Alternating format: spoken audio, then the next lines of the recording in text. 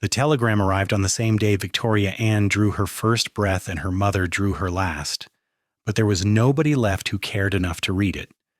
The midwife who delivered her in the back room of the Silver Star Saloon wiped the blood from her hands, wrapped the screaming infant in a flour sack, and walked out into the dusty street of Tonopah Junction, Nevada, leaving the body of the young woman to grow cold on the narrow bed.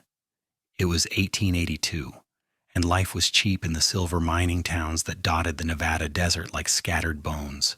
The midwife, a hard woman named Mrs. Calhoun, carried the baby to the marshal's office and deposited her on his desk like an unwanted package. "Mother's dead," she said flatly. "No father listed, no money for burial. The saloon keeper wants the body out by nightfall because it's bad for business." Marshal Thompson looked at the red-faced, wailing infant with the expression of a man who had been handed a live rattlesnake. "What am I supposed to do with her?" "That's your problem now." Mrs. Calhoun turned and left, her skirts kicking up dust as she disappeared into the afternoon glare. The marshal stared at the baby for a long moment, then sighed and picked her up awkwardly. The crying stopped almost immediately, and wide gray eyes stared up at him with an intensity that made him uncomfortable. He had been a lawman for 15 years and had faced down armed outlaws without flinching, but this tiny creature terrified him in a way nothing else ever had. He found a woman willing to nurse the child for $1 a week, money that came from the town's emergency fund since there was nothing else. The marshal went through the dead mother's belongings himself, hoping to find something of value, perhaps a locket or a letter that might indicate family elsewhere. There was nothing. A worn dress, undergarments with carefully mended holes, a hairbrush with half its bristles missing, and a single photograph of a young woman standing beside a man in a Union uniform. The photograph was water-stained and faded, the man's face barely visible. On the back, someone had written Philadelphia 1863 in fading ink. The marshal kept the photograph and gave it to the wet nurse along with the baby. "Her name was Victoria," he said, reading from the single document he had found, a birth certificate with no father's name listed. "Victoria Ann." The wet nurse, a widow named Sarah Henderson, took the baby in the photograph and raised Victoria alongside her own 3 children in a small house on the edge of town. She was a kind woman but poor, and as Victoria grew, she learned early that she was different from the other children. She had no father, no family name that meant anything, no inheritance waiting for her. She had nothing but the clothes on her back and the faded photograph of a mother she would never remember and a father who might as well have been a ghost. By the time Victoria turned 18 in the spring of 1900, Tonopah Junction had grown from a rough mining camp into a proper town with a main street, a church, a school, and even a small opera house. The silver had played out years ago, but gold discoveries nearby kept the town alive. Victoria had grown into a striking young woman with her mother's dark hair and gray eyes that seemed to hold a perpetual sadness. She worked as a seamstress in Mrs. Henderson's dress shop, which Sarah had managed to open after years of saving. Victoria was skilled with a needle, but her real talent was with numbers. She kept the shop's books and managed their accounts with a precision that impressed even the bank manager. But no matter how hard she worked or how respectable she made herself, Victoria could never escape the shadow of her birth. In a town where everyone knew everyone's business, she was still the bastard child born in a saloon, the girl with no family and no prospects. Young men might flirt with her, but their mothers steered them away. She was pretty enough to tempt, but too poor and too tainted to marry. Victoria accepted this with a quiet resignation that broke Sarah's heart. "You deserve more," Sarah would tell her, but Victoria would just smile and shake her head. "I have everything I need," she would reply, though they both knew it was a lie. Everything changed on a Tuesday in late April when a cowboy rode into town on a bay horse that had seen better days. His name was Lucas Kane, and he was looking for work. He was 24 years old, tall and lean, with sun-weathered skin and dark blonde hair that needed cutting. His eyes were blue, the color of the desert sky just before sunset, and when he smiled, there was a warmth to it that made people trust him instinctively. Lucas had been working cattle ranches since he was 14, moving from place to place, never staying long enough to put down roots. His father had died in a riding accident when Lucas was 12, and his mother had remarried a man who made it clear he had no interest in raising another man's son. Lucas had left home at 13 and never looked back. He was good with horses, better with cattle, and had a reputation as a man who kept his word and did his work without complaint. He found work at the Running Tea Ranch 10 miles outside of town and came into Tonopah Junction every Saturday to collect supplies and maybe have a drink at the Silver Star, though he was never a heavy drinker. He was a quiet man, the kind who observed more than he spoke, and he noticed Victoria the first time he walked into Henderson's dress shop to have a torn shirt mended. She was standing at the counter marking entries in a ledger, her dark hair pulled back in a simple bun that emphasized the fine bones of her face. She looked up when he entered, and their eyes met for just a moment before she looked away, a faint blush coloring her cheeks. "Can I help you?" she asked, her voice soft but steady. Lucas held up the shirt. "Caught it on barbed wire. Wondered if it could be mended." Victoria took the shirt and examined it with practiced efficiency. "I can have it ready by Thursday." "That would be fine." He should have left then, but he found himself lingering. "You keep the books too?" She glanced at the ledger, then back at him, a small crease appearing between her brows. "Is that unusual?" "No, madam, just impressive. I never had much head for numbers myself." "It's just practice." She wrote his name in the order book, her handwriting neat and precise. "Lucas Kane," she read aloud. "You're working at the Running Tea?" "Yes, madam." "I'm not old enough to be called madam," she said, and there was the slightest hint of humor in her voice. He grinned. "What should I call you, then?" "Victoria will do fine." "Victoria," he repeated, and the way he said it made her name sound like something precious. He came back on Thursday for his shirt and found an excuse to return the following Tuesday with a button that needed replacing on his Good Sunday shirt. Victoria saw through the excuse immediately, but said nothing. She replaced the button and charged him a nickel, and when their fingers touched as he paid, they both felt it, that spark of connection that could not be explained or denied. Lucas began finding more reasons to visit the shop. He needed his work shirts reinforced. He wanted to order a new vest. He wondered if Victoria might know where he could find someone to write a letter for him. Each visit lasted a little longer than the last, and slowly, carefully, they began to know each other. Victoria was wary at first, expecting him to lose interest or to want from her what men often wanted from women with no family to protect them. But Lucas was different. He treated her with a respect that bordered on reverence, and when he looked at her, she felt seen in a way she had never experienced before. One Saturday in June, after weeks of these careful conversations, Lucas asked if she would like to take a walk with him after the shop closed. Victoria agreed, her heart beating so hard she was certain he could hear it. They walked along the edge of town, away from the curious eyes and gossiping mouths, until they reached the small creek that ran through a grove of cottonwoods. The evening was warm, and the setting sun painted the sky in shades of orange and pink. "Tell me about yourself," Lucas said as they sat on a fallen log by the creek. "Where are you from originally?" Victoria felt her stomach tighten. This was the moment when everything usually ended, when men learned the truth and made excuses to leave. But there was something about Lucas that made her want to be honest, to lay all her cards on the table and see what he would do. "I was born here," she said quietly, "in Tonopah Junction. My mother died giving birth to me. She left me nothing. No name, no family, no money. I was raised by Mrs. Henderson out of charity." She looked at him directly, lifting her chin with defiant pride. "I'm what people in this town call a soiled dove's daughter, born in the back room of a saloon.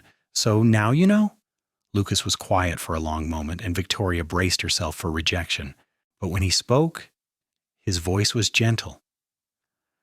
"I'm sorry you lost your mother. That must have been hard growing up without her." Victoria blinked, surprised. "That's all you have to say? What else is there? You didn't choose how you came into this world. None of us did." He picked up a smooth stone and tossed it into the creek, watching the ripples spread across the water. My father died when I was 12. My mother remarried, and her new husband made it clear I was not wanted. I left home at 13 and lived rough for a year before I found steady work on a ranch in Colorado. I've been moving ever since, never staying anywhere long enough to matter to anyone." He turned to look at her, and his eyes were earnest. "I don't care about your mother or how she lived or died. I care about you, about who you are now, the woman sitting here talking to me. And from what I've seen, you're kind and smart and strong. You've made something of yourself despite everything working against you. That takes courage." Victoria felt tears prick her eyes, and she looked away, not wanting him to see. No one had ever spoken to her like that before, as if she had value simply for being herself. "I don't have anything to offer," she said, her voice barely above a whisper. "No dowry, no family connections, nothing." Lucas reached over and took her hand, his calloused fingers warm against hers. "You have yourself. That's everything." She looked at him then, really looked at him, and saw sincerity in his face. "Why do you care?" "Because from the first moment I saw you, I haven't been able to think about much else." He smiled almost shyly. "I know that probably sounds foolish." "No," she said softly. "It sounds wonderful." They sat by the creek as the sun set, and the first stars appeared, talking about their lives, their hopes, their fears. Lucas told her about the places he had been, the ranches he had worked, the country he had seen. Victoria told him about growing up in Tonopah Junction, about Mrs. Henderson's kindness, about the small satisfactions of her work, and the loneliness that was her constant companion. "Do you ever think about leaving?" Lucas asked. "Sometimes, but where would I go? I have no money for travel, and I would need references for work elsewhere. Mrs. Henderson has been good to me. It would be ungrateful to leave her." "What if you had a reason to stay?" Lucas asked. "What if you had something here worth holding on to?" Victoria's breath caught. "What are you saying?" Lucas squeezed her hand gently. "I'm saying that I'd like to court you properly if you'll let me. I know I'm just a cowhand with not much to my name, but I'm a hard worker and I've saved my wages. I'm not promising riches, but I can promise that I'll do right by you." "You barely know me," Victoria protested, though her heart was soaring. "Then let's get to know each other. Let's take the time and do this right. I'm not going anywhere, Victoria, not unless you tell me to go." She looked into his eyes and saw her future reflected there, a future she had never dared to imagine. "I'd like that," she whispered. "I'd like that very much." Over the following months, Lucas courted Victoria with a patience and devotion that astonished the town. He came to church on Sundays and sat in the same pew as Victoria and Mrs. Henderson, ignoring the whispers and pointed looks from the other parishioners. He escorted Victoria to the 4th of July celebration and won her a ribbon at the shooting competition. He brought flowers to the dress shop, wildflowers he picked himself from the desert, and left them on the counter with her name written on a piece of paper in his careful, unpracticed handwriting. Mrs. Henderson watched their courtship with a mixture of joy and worry. She loved Victoria like a daughter and wanted her to be happy, but she also knew how cruel the town could be. One evening in August, she pulled Lucas aside when he came to collect Victoria for an evening walk. "You need to understand what you're taking on," she said bluntly. "This town has a long memory. There are people who will never accept Victoria as respectable, no matter what she does or who she marries. Your life won't be easy if you choose her." Lucas met her eyes steadily. "I'm not choosing an easy life, Mrs. Henderson. I'm choosing Victoria. And anyone who has a problem with that will have to deal with me." Mrs. Henderson studied him for a long moment, then nodded slowly. "You're a good man, Lucas Kane. Don't you prove me wrong." "I won't, madam." By September, Lucas had saved enough money to rent a small house on the outskirts of town. It was not much, just 3 rooms and a porch that needed repair, but it had good bones and a view of the mountains. He spent his Sundays fixing it up, replacing broken boards and patching the roof, imagining Victoria there with him. One evening in late September, he took Victoria to see the house. The sun was setting, bathing everything in golden light, and the mountains in the distance were purple and blue against the sky. "It's not much," Lucas said as they stood on the porch, "but it could be home, our home, if you'll have me." Victoria turned to him, her eyes shining. "Are you asking me to marry you?" Lucas took both her hands in his. "I'm asking you to build a life with me. I'm asking you to take a chance on a wandering cowboy who never had a place to call home until he met you. I'm asking you to be my wife, my partner, my family. I know I can't give you riches or status, but I can give you love and loyalty and a place where you belong. Will you marry me, Victoria?" Tears streamed down her face, but she was smiling. "Yes," she said. "Yes, I'll marry you." Lucas pulled her into his arms and kissed her, and in that moment, Victoria felt something shift inside her.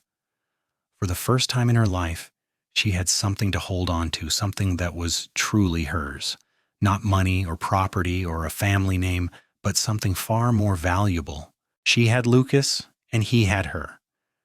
And together they could build something that no one could take away. They were married in October in the small church in Tonopah Junction. Victoria wore a simple white dress she had made herself, with lace borrowed from Mrs. Henderson. Lucas wore his Sunday best and looked so nervous that several people in the congregation smiled despite themselves. Mrs. Henderson cried through the entire ceremony, and even Marshall Thompson, who had saved that faded photograph 18 years ago, was there to see the girl he had once held in his arms become a wife. Not everyone in town approved. There were women who refused to attend, who whispered that Lucas was making a mistake, that he was marrying beneath himself. But Lucas never heard them or did not care, and Victoria learned to hold her head high and ignore the whispers. After the ceremony, they went to their little house, and Lucas carried Victoria over the threshold as tradition demanded. He set her down gently in the small front room, and they looked at each other with a mixture of joy and nervousness. "Are you happy?" Lucas asked. Victoria touched his face, tracing the line of his jaw with her fingers. "I never knew I could be this happy. I never thought anyone would want me, would choose me." "Then you didn't know your own worth." He kissed her forehead, her cheeks, her lips. "I'm the one who's lucky. I get to wake up every morning next to the most beautiful, strongest woman I've ever known." That night, as they lay together in the darkness, Victoria told Lucas about the photograph her mother had left behind, the only thing she possessed that connected her to her past. "I used to look at it when I was little and try to imagine who they were, what their lives were like. The man in the photograph might have been my father, or he might have been nobody. I'll never know. For years that not knowing ate at me. I felt like I was built on sand, like I had no foundation." Lucas pulled her closer, his arms strong and solid around her. "You're not built on sand. You're built on your own strength, your own choices, and now you have me too. We'll be each other's foundation." "Promise me something," Victoria whispered. "Anything. Promise me we'll build something real together, something that lasts. Children who know where they come from and who their people are. A home filled with love. A family that can't be broken." "I promise," Lucas said, and he meant it with every fiber of his being. Life in the little house was not easy, but it was good. Lucas continued working at the running tea, often leaving before dawn and not returning until after sunset. Victoria kept her position at the dress shop, and between their two incomes, they managed to get by with a little left over for savings. They planted a small garden behind the house, and Victoria learned to cook the simple, hearty meals that Lucas preferred. In the evenings, they would sit on the porch and watch the sun set over the mountains, talking about their days, making plans for the future. Victoria discovered that marriage to Lucas was different from anything she had imagined. He was patient and kind, quick to laugh and slow to anger. He never raised his voice to her, never made her feel small or insignificant. When she struggled with something, he helped without being asked. When she succeeded at something, he celebrated with genuine pride. He made her feel valued in a way she had never experienced before. And slowly, the town began to accept them.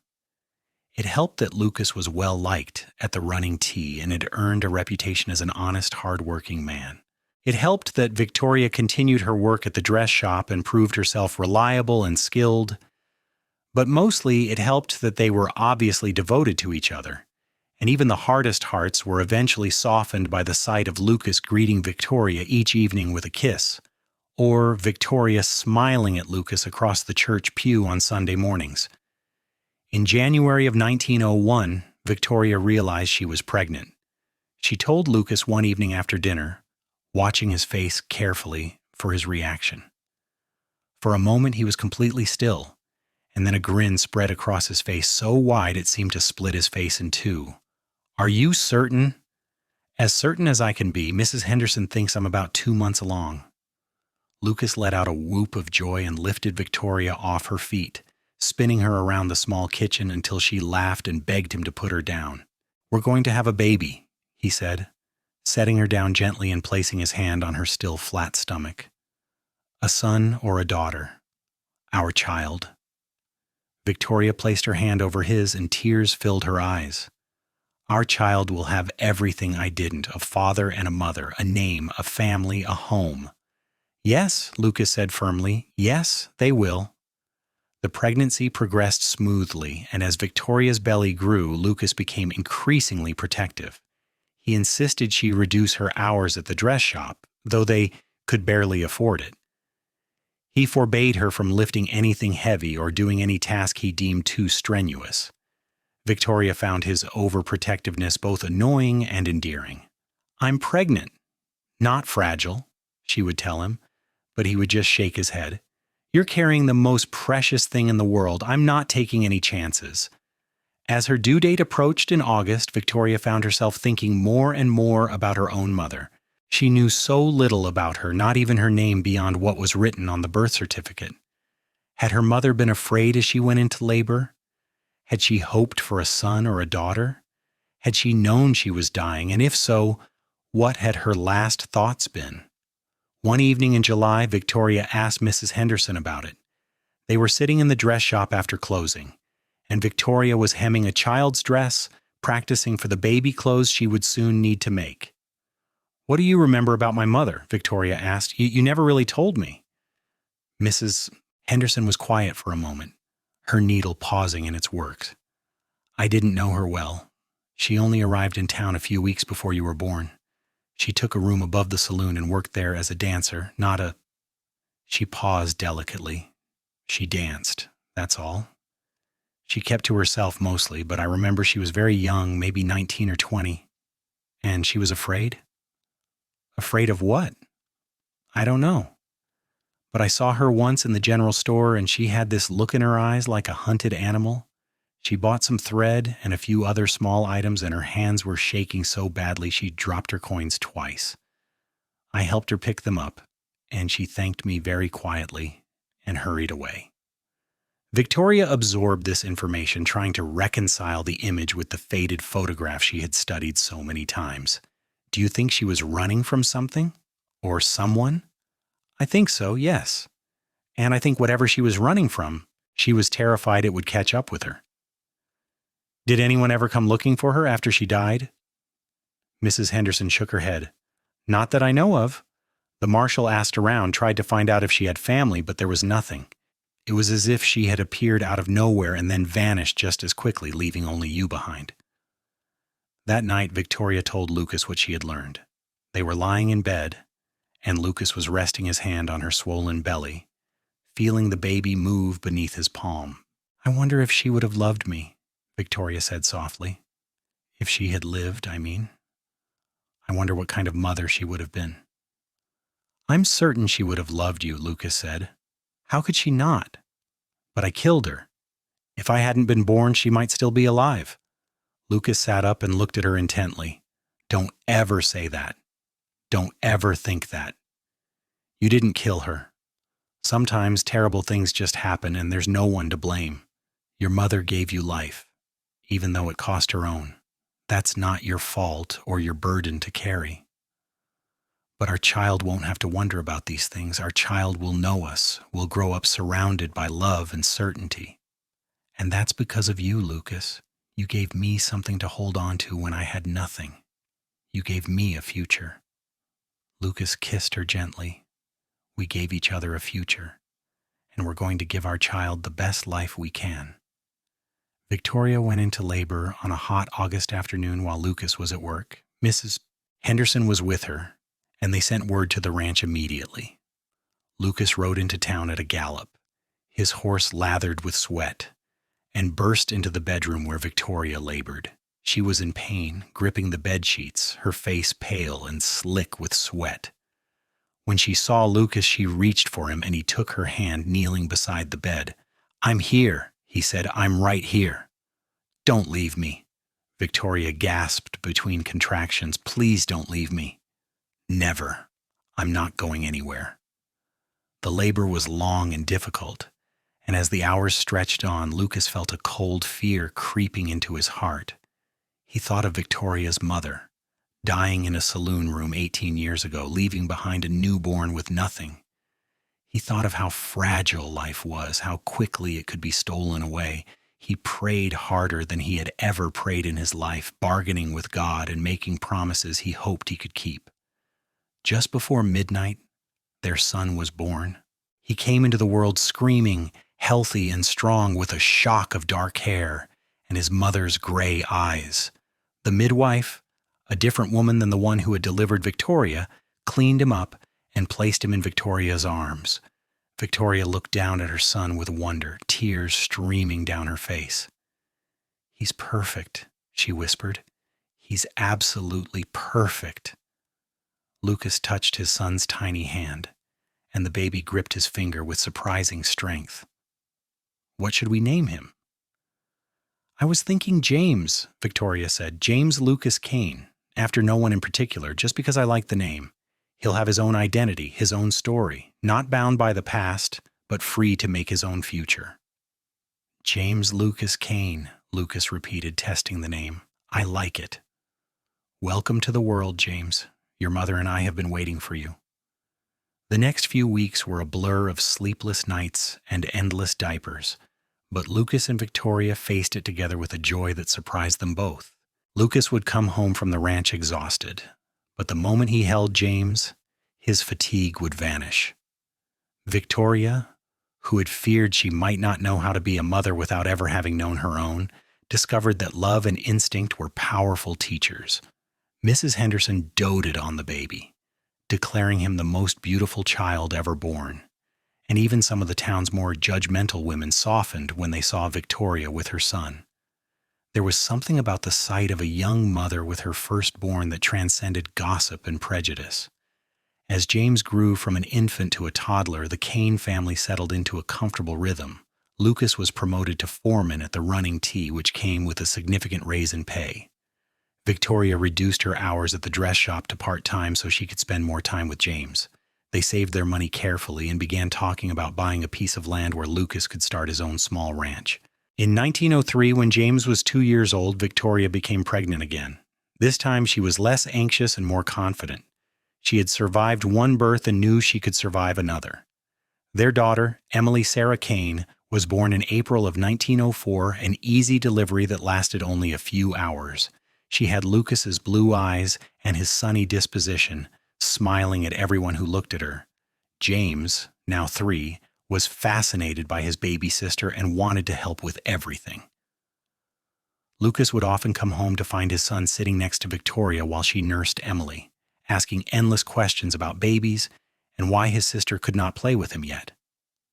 "Be patient," Victoria would tell him. "She'll grow, and then you'll have a playmate for life." The years passed in a happy blur. Lucas saved enough money to buy 40 acres of land with a small creek running through it, and they began building their own ranch. It was backbreaking work, but Lucas thrived on it, and Victoria supported him in every way she could. James started school in 1905 and proved to be a bright, curious child who loved learning. Emily followed her brother everywhere, adoring him with the fierce devotion only a younger sibling could muster.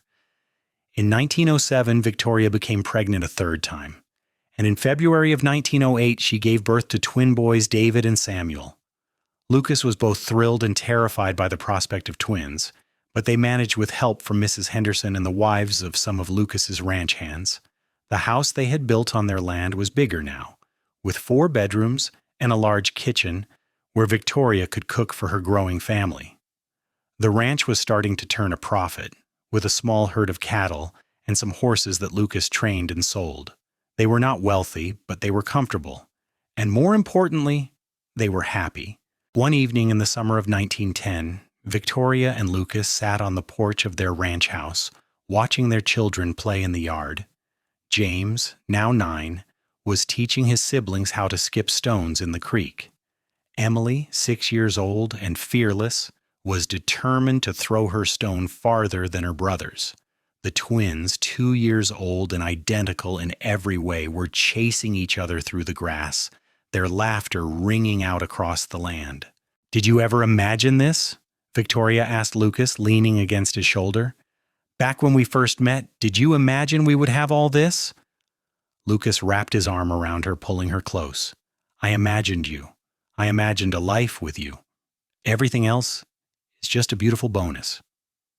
Victoria smiled. "I was so lost before I met you.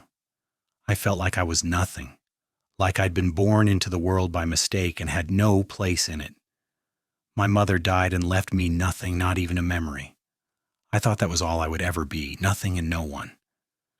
"But you were never nothing," Lucas said firmly. "You were always someone extraordinary. You just needed someone to see it. And I'm glad I was the one who got to." "You gave me something to hold on to," Victoria said quietly. "When I had nothing, you gave me hope. You gave me love. You gave me a family and a home and a future. You gave me everything." "No," Lucas corrected gently. "We gave each other everything. You saved me just as much as I saved you. I was drifting through life with no anchor, no purpose. You gave me a reason to stay, to build something permanent. You gave me a family to love and protect. You made me whole." Victoria kissed him softly. "I love you, Lucas Kane." "I love you too, Victoria Kane. Always have, always will." As the sun set over the mountains, painting the sky in brilliant shades of orange and purple, Victoria thought about her mother, the young woman who had died bringing her into the world. She wished she could tell her that it had not been for nothing, that the life she had given had bloomed into something beautiful and worthwhile. She wished she could tell her that she had found love, had built a family, had created a legacy that would continue long after she was gone. But mostly she wished she could tell her thank you. Thank you for giving her life, even at the cost of your own. Thank you for being brave enough to bring me into this world, even though you were afraid and alone. Thank you for leaving me with nothing, because it taught me to value everything I would eventually have." The children came running up to the porch then, breathless and laughing, demanding drinks of water and stories before bed. Lucas and Victoria herded them inside, and the house filled with the cheerful chaos of a young family. There were baths to be given, teeth to be brushed, stories to be read, and prayers to be said. It was ordinary and mundane and absolutely perfect. Later, after all the children were asleep, Victoria stood in the doorway of each bedroom, watching them breathe in the darkness. James sprawled across his bed, already too big for it, and due for a new one soon. Emily slept curled up with her favorite doll, her blonde hair spread across the pillow. The twins were in their shared crib, identical even in sleep, their small hands touching as if seeking comfort from each other. Lucas came up behind her and wrapped his arms around her waist, resting his chin on her shoulder. "What are you thinking about? About how lucky we are. About how none of this was guaranteed. About how everything could have been so different if you had not walked into that dress shop 10 years ago. But I did walk in. And you were there. And here we are." "Here we are," Victoria agreed.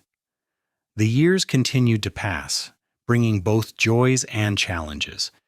In 1912, Mrs. Henderson passed away peacefully in her sleep at the age of 72. Victoria mourned the woman who had been more of a mother to her than anyone else, but she took comfort in knowing that Mrs. Henderson had lived to see her happy and settled, surrounded by the family she had always dreamed of. The ranch continued to grow and prosper. Lucas earned a reputation as an honest man who raised quality cattle and trained excellent horses. James grew into a serious, responsible young man who loved the ranch and wanted nothing more than to follow in his father's footsteps.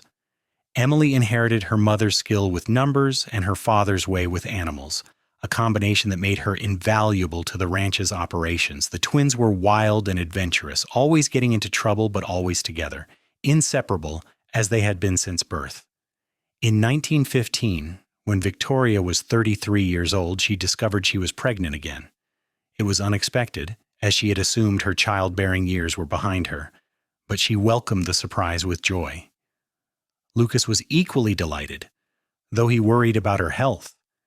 She was older now than she had been with the other pregnancies, and childbirth was always risky. "I'll be fine," Victoria assured him. "I've done this 5 times before. I know what I'm doing." "That doesn't mean I won't worry," Lucas replied, but he tried to keep his concerns to himself.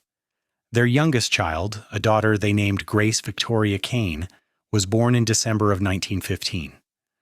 The delivery was longer and more difficult than Victoria's previous births, and for a few terrifying hours Lucas feared he would lose both his wife and daughter.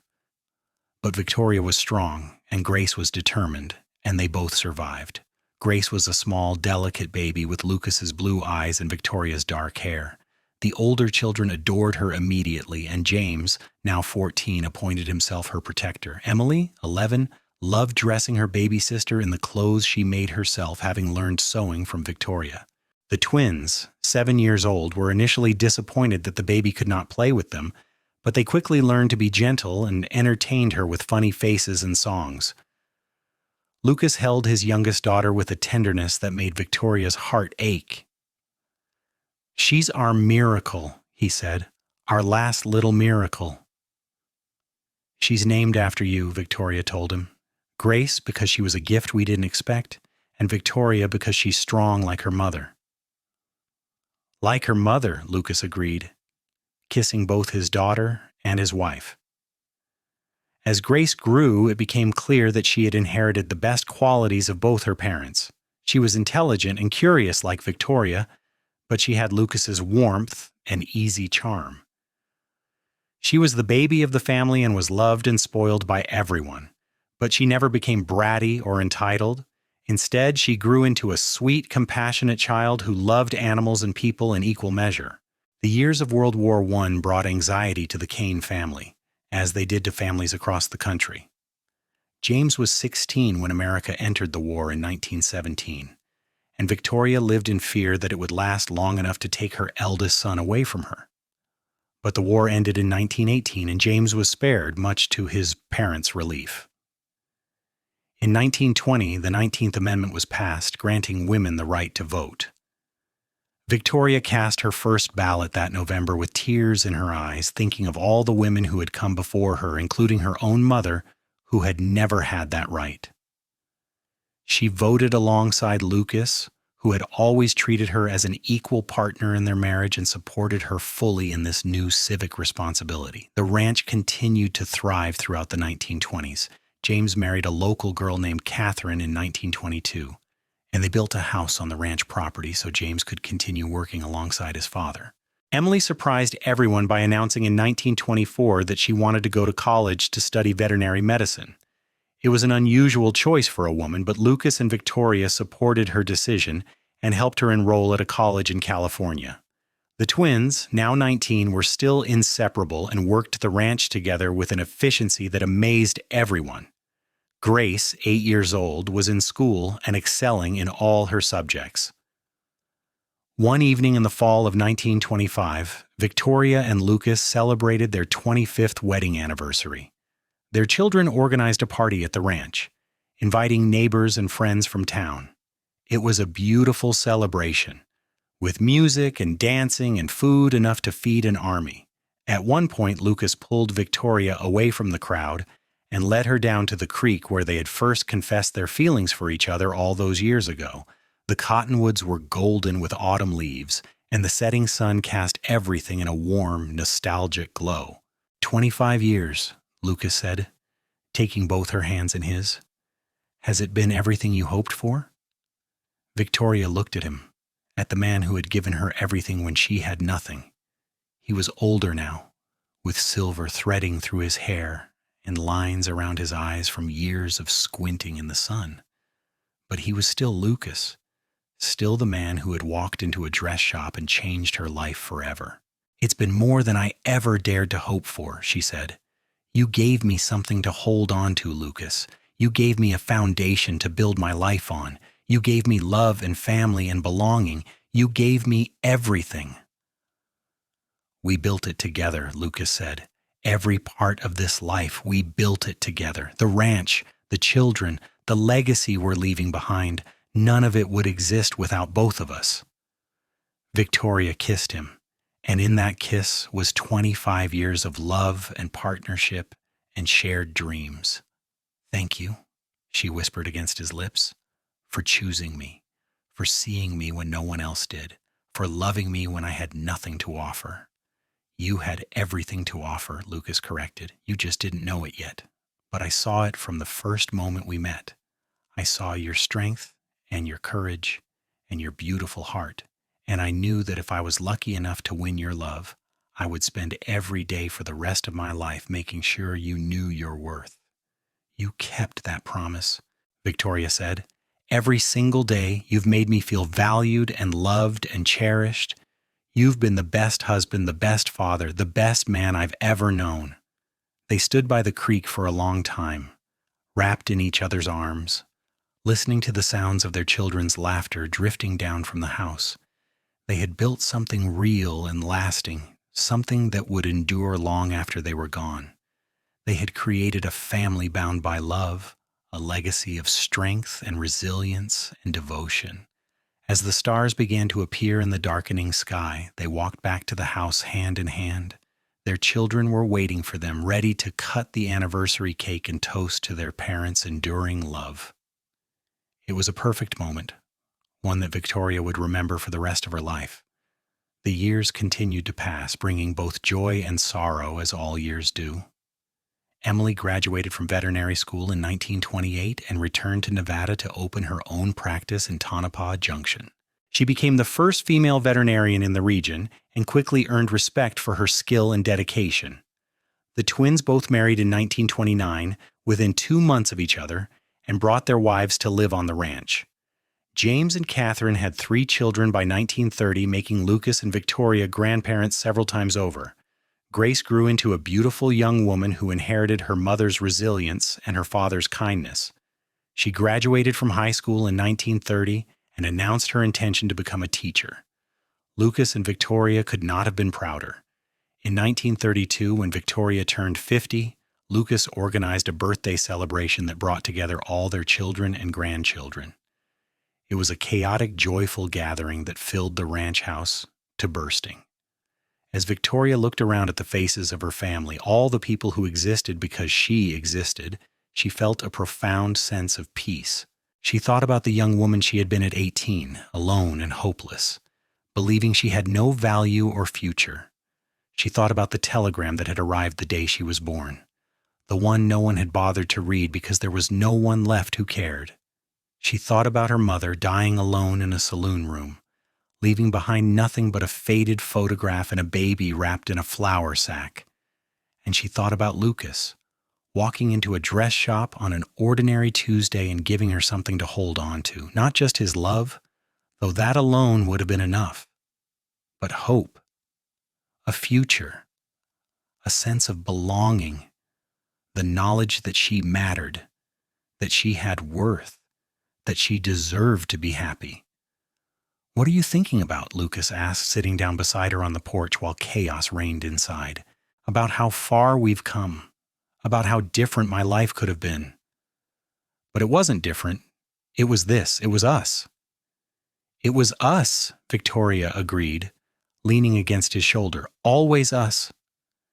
They sat together in comfortable silence, watching the sun set over the mountains one more time.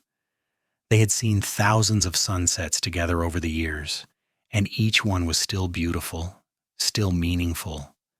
They had built a life together that was rich in love and family and purpose. They had created something that would last long after they were gone. The years that followed brought the challenges of the Great Depression, but the Kane Ranch weathered the storm better than most. Lucas and Victoria had always been careful with money, always saved for hard times, and their diversified operation of cattle, horses, and now Emily's veterinary practice helped keep them afloat when others were sinking.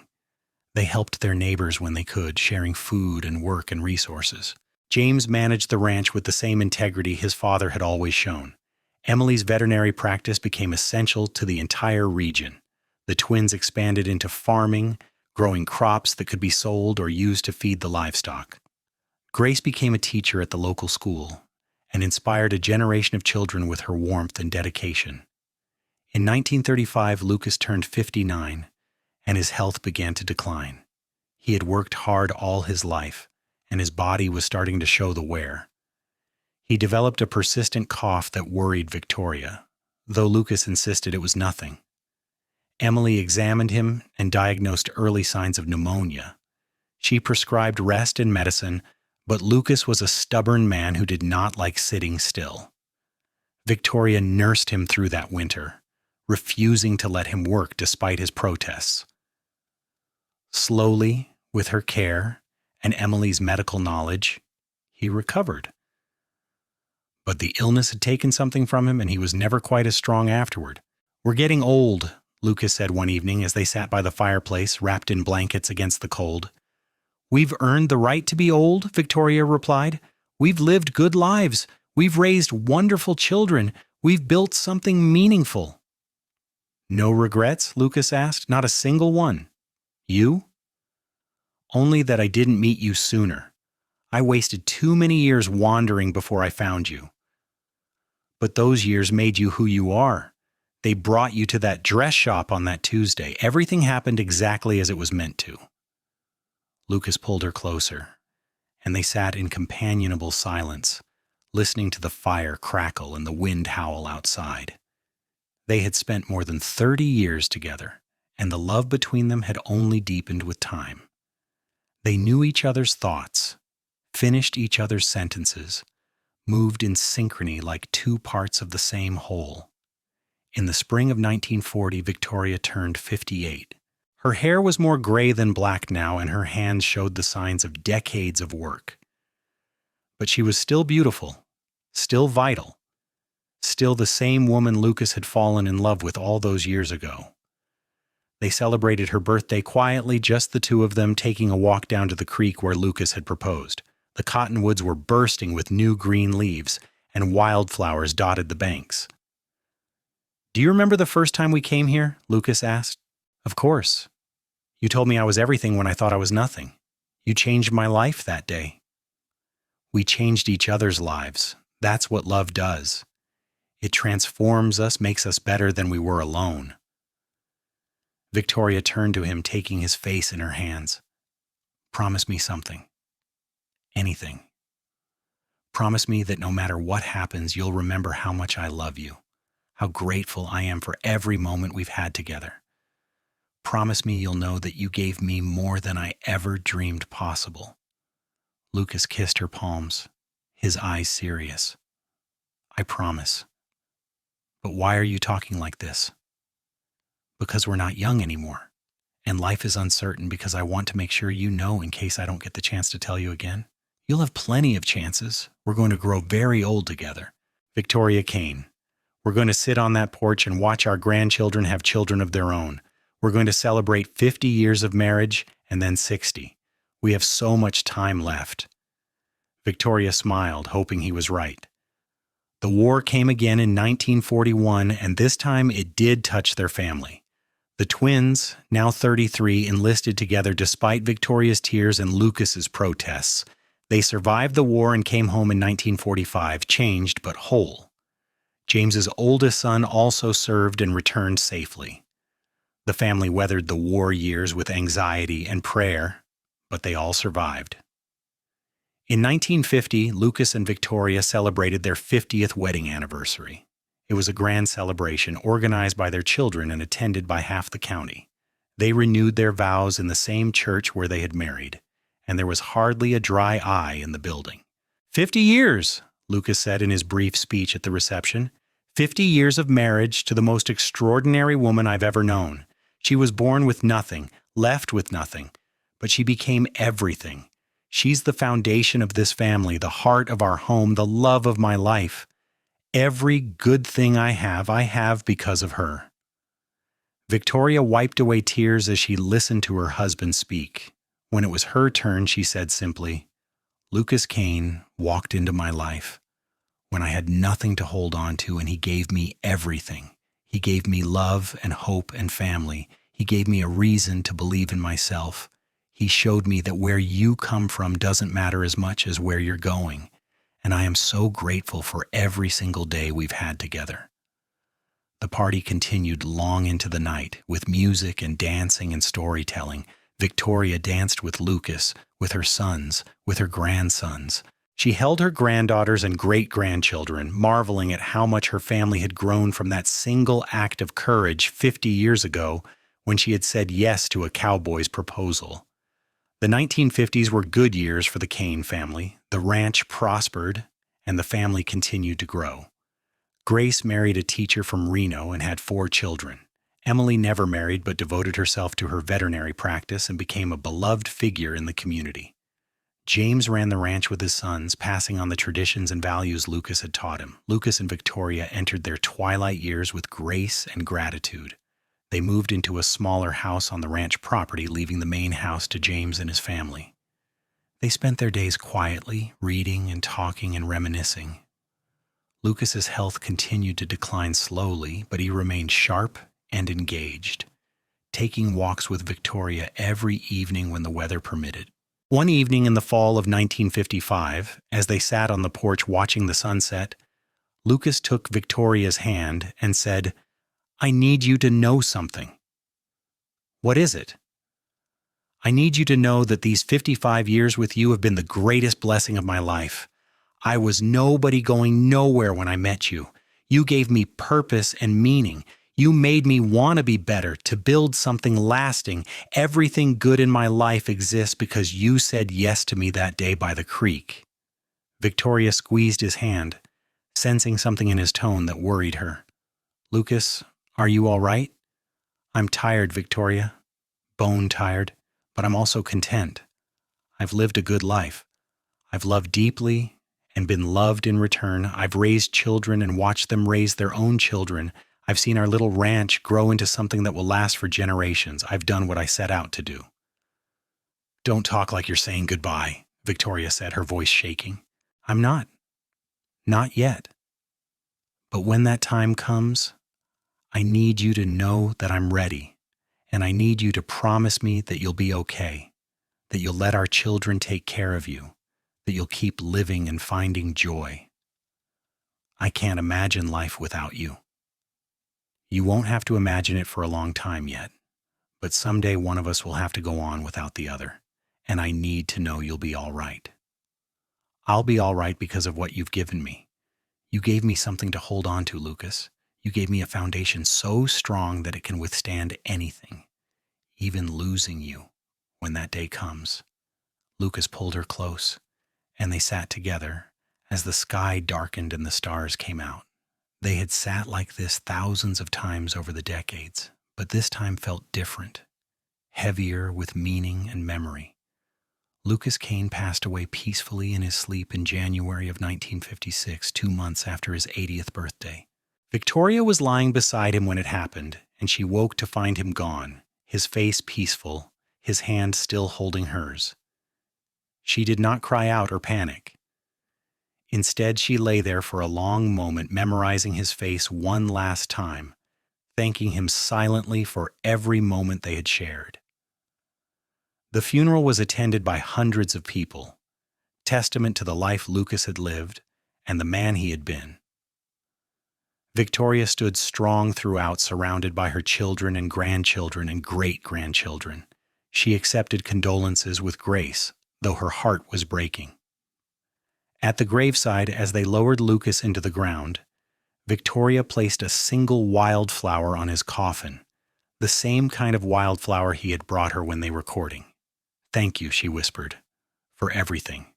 The months that followed were difficult. Victoria had lost not just her husband but her partner, her best friend, the other half of her soul. She felt his absence in everything, in the empty space beside her in bed, in the silence where his voice should have been, in the sunset watches she now took alone. But she was not alone.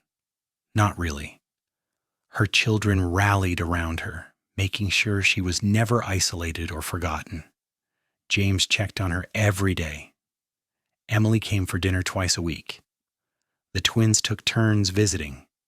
Grace called frequently from Reno. The grandchildren stopped by constantly, bringing her treats and news and laughter, and slowly Victoria began to heal. She discovered that Lucas had been right, that the foundation he had helped her build was strong enough to withstand even this loss. She found ways to keep living, to find joy in small things. She spent time with her great-grandchildren, teaching them to sew and telling them stories about their grandfather. She tended her garden, she volunteered at the church, she lived. In the spring of 1960, Victoria turned 78. Her health was failing, and she knew her time was growing short. She spent her days putting her affairs in order, making sure everything was arranged for her children. She wrote letters to each of her grandchildren and great-grandchildren, sharing her wisdom and love. One afternoon in late April, she asked James to take her to the cemetery. He helped her walk to Lucas's grave, and she sat on the bench that her children had placed there. "I'll be with you soon," she said to the headstone. "Not quite yet, but soon. And I want you to know that I kept my promise. I lived, I found joy, I let our children take care of me, but I never stopped missing you, not for a single day." She touched the headstone, tracing Lucas's name with her finger. "You gave me everything, my love. When I had nothing, you gave me something to hold on to, and I held on to it with all my strength. I held on to you, onto our love, onto the life we built together, and it was beautiful. It was so beautiful." Victoria Ann Kane passed away peacefully in her sleep on May 12, 1960. She was 78 years old. Her children found her in her bed, a small smile on her face as if she had seen something wonderful in her final moments. On her nightstand was the faded photograph of her mother and the man who might have been her father, along with a more recent photograph of her and Lucas on their 50th anniversary. The funeral was even larger than Lucas's had been, with people coming from across the state to pay their respects to the woman who had overcome so much to build such a remarkable life. She was laid to rest beside Lucas, and on her headstone, her children had inscribed, "Victoria Ann Kane, 1882-1960, beloved wife, mother, grandmother, and great-grandmother. She was born with nothing but created everything." In the years that followed, the Kane family continued to thrive. The ranch remained in the family, passed down through generations. James ran it until he was too old, then passed it to his sons, who passed it to theirs. Emily's veterinary practice evolved into a clinic that still serves the region. The twins' descendants still farm the land their fathers cultivated. Grace's children became teachers and doctors and lawyers, spreading across the country but always returning to Nevada for family reunions. And in every generation, the story was told of Victoria and Lucas, the woman who was born with nothing and the cowboy who gave her something to hold on to. It became the foundation story of the Kane family, a reminder of where they came from and what mattered most. The little house where Lucas and Victoria first lived still stands on the edge of what is now a thriving town. It has been preserved by the family as a memorial, and visitors can see the simple rooms where a great love story began. There is a photograph on the mantel of a young woman in a white dress and a nervous young man in his Sunday best, and beneath it, a plaque that reads, "Here began a legacy of love." And in the cemetery, under the vast Nevada sky, two headstones stand side by side, marking the final resting place of Victoria Ann Kane and Lucas Kane. Even in death, they are together, just as they were in life. The wildflowers that grow around their graves bloom every spring, bright and beautiful, a testament to the enduring power of love and the truth that when you find someone to hold on to, you can overcome anything. Their story became legend in Tonopah Junction, told and retold until it took on the quality of myth. But to their descendants, it was always real, always personal. It was the story of how their family began, how two people with nothing but each other built an empire of love that would last for generations. And whenever someone in the Kane family faced hardship or loss, whenever they felt alone or hopeless, they would remember Victoria and Lucas. They would remember that Victoria was born with nothing, left with nothing, but was given everything by a cowboy who saw her worth when no one else did. They would remember that love is the strongest foundation, that family is the greatest legacy, and that sometimes all you need is one person to believe in you to change the entire course of your life. The story of Victoria and Lucas Kane lived on, passed down through the generations, a reminder that where you start does not determine where you finish, that love can transform everything, and that the greatest gift you can give someone is not wealth or status, but hope, belonging, and something to hold on to when they have nothing else.